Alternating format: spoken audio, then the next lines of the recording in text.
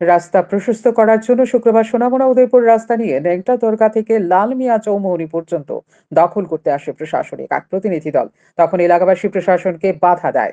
তারা জানায় যাদের জমি রাস্তা নিতে এসেছিল তাদের ক্ষতিপূরণ দিয়ে রাস্তা নিতে হবে, কিন্তু প্রশাসন তাদের ক্ষতিপূরণ দিতে নারাজ বলে অভিযোগ। শেষ পর্যন্ত প্রশাসন জোর করে জমি দখল করার চেষ্টা করে। এক পর্যায়ে প্রশাসন যখন রাস্তায় ফিতে দিয়ে ইন্দিরানগর মুকুন্দ দাসের বাড়ির সামনে মাপতে যায়, তখন স্থানীয় কৃষকরা তাদেরকে বাধা দেয়। এর মধ্যে সিআরপিএফ এর এক জওয়ান কৃষকদের সঙ্গে দুর্ব্যবহার করে বলে অভিযোগ এবং একজনকে মারধর করার জন্য এগিয়ে আসলে তখন স্থানীয়রা সংঘবদ্ধ হয়ে প্রতিরোধ গড়ে তোলে। তখন সিআরপিএফ পিছু হটতে বাধ্য হয়। পরিস্থিতি উত্তেজিত হয়ে উঠলে ঘটনাস্থল থেকে চলে যায় প্রশাসনিক দল।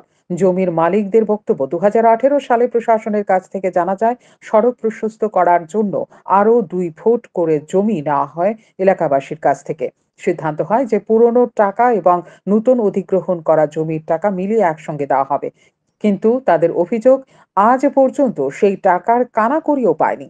জমির মালিকরা ঐক্যবদ্ধভাবে আদালতে দ্বারস্থ হয়, কিন্তু আদালতের কোনো প্রশ্নের জবাব দেয়নি নির্মাণকারী সংস্থা বা সংশ্লিষ্ট কর্তৃপক্ষ। দোকান আছে, ওই দোকানটা পর্যন্ত দিছে, মধ্যে কারোরই দিছে না। কোন সময় চাই না, আমরা চাই এটা সাইডের থেকে 66 থেকে জানে আমরা কম্পোজিশন দেওয়া হয়েছে না।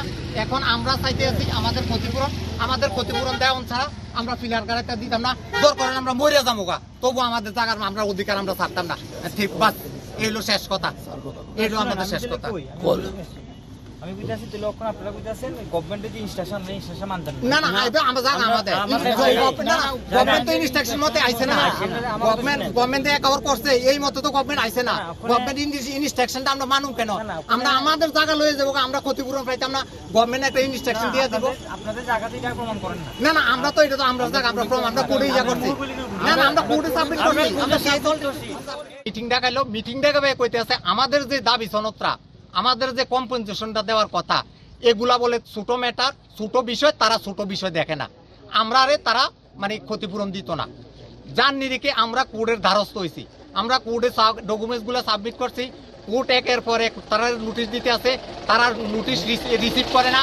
তারা কোর্ট আবার তারারে কইছে বাই রেজিস্টার পোস্টে তারারে মানে নোটিশগুলারে পৌঁছাই দিতে, এইভাবে পৌঁছাই দিতে আছে।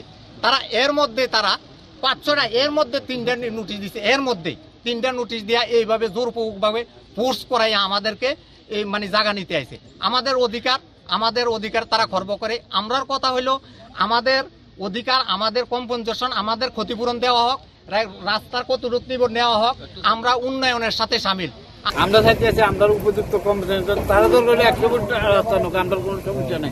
আমরা বাড়িঘর ভাঙ্গা আমরা সব দিয়ে দেব, যেহেতু এটা আমরা দীর্ঘদিন রিটার্ন হয়েছে। এটা না ভাঙ্গে তারা ন্যাশনাল হাইওয়ে এটাকে যাবো করে। তো আমরা মনে করেন আমরা যতটুকু কম্পেনসেশন পাই না, আমরা চাই আমরা এখানে সব গরিব কৃষক। হ্যাঁ, আমরা এডুকেশন করে লেখাপড়া করেছেও আমরা কৃষক, এখানে আমরা ডিপ্রাইভ বলে আমরা জমির অধিকার আমরা কেন দিব না। এখন দেখার বিষয় প্রশাসন কি পদক্ষেপ গ্রহণ করে। শান্তন টিভি।